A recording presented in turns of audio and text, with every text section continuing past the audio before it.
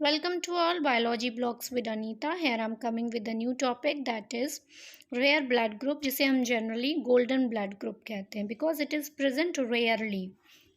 Now इसको golden term क्यों दिया गया इसको हम बाद में देखेंगे. पहले देख लेते हैं जनरली कितने टाइप्स के blood groups present होते हैं human beings में. As we know very well there are 4 types of blood groups are present in the human beings, that is A, B, AB and O.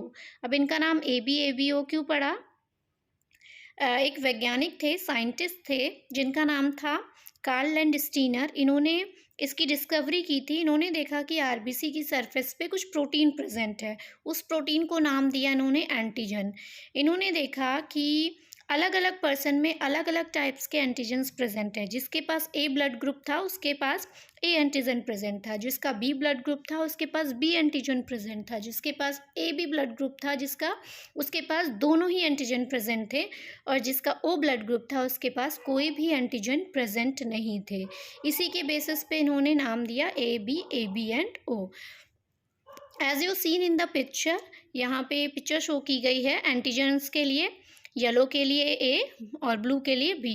तो first में देख रहे हैं A B में दोनों हैं. ए में येलो कलर का केवल एंटीजन है, बी में आपका ब्लू कलर का, ओ में किसी भी प्रकार का एंटीजन नहीं है.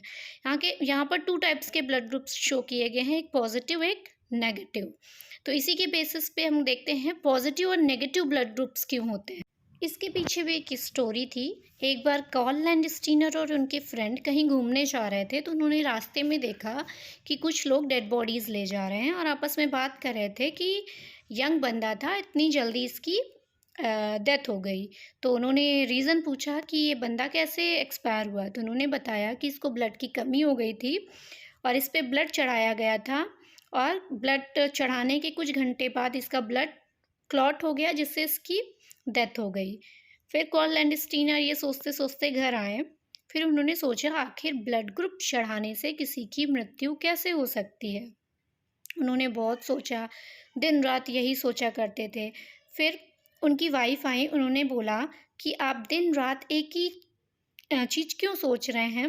तो उन्होंने कहा मैं एक्सपेरिमेंट करना चाहता हूँ, लेकिन इस एक्सपेरिमेंट के लिए कोई भी रेडी नहीं है, कोई भी रेसिपिएंट या डोनर नहीं मिल रहा है. उन्होंने कहा ठीक है, आप मेरे ऊपर ट्राई करो, मैं ब्लड ग्रुप चढ़ाने को रेडी हूँ. तो उन्होंने अपनी वाइफ के ब्लड ग्रुप चढ़ा दिया. क्लियर. फिर थोड़ी देर बाद जब चढ़ाया तो उन्होंने रिजल्ट देखा कि उनकी वाइफ की डेथ हो गई. फिर उन्होंने पाया कि ऐसा क्या हुआ कि उनकी वाइफ की डेथ हो गई. बहुत ही सोच में पड़ गए और दुखी हो गए. उन्होंने सोचा ऐसे कितने लोग हैं जिनकी ब्लड चढ़ाने से मृत्यु हो जा रही है, तो ऐसा रीज़न क्या हो सकता है कि पर्सन की डेथ हो जा रही है ब्लड रेसिपिएंट होने से. ठीक है. तो उन्होंने देखा कि अब हम एक्सपेरिमेंट मनुष्य में ना करके किसी मंकी में ये एक्सपेरिमेंट करेंगे. जिस मंकी पे एक्सपेरिमेंट उन्होंने किया उसका नाम था रीसस मंकी. उन्होंने पाया कि इस रीसस मंकी में स्पेशल टाइप के फैक्टर प्रेजेंट हैं जिनका नाम इन्होंने दिया RH फैक्टर. ये ग्रुप ऑफ प्रोटीन्स होते हैं.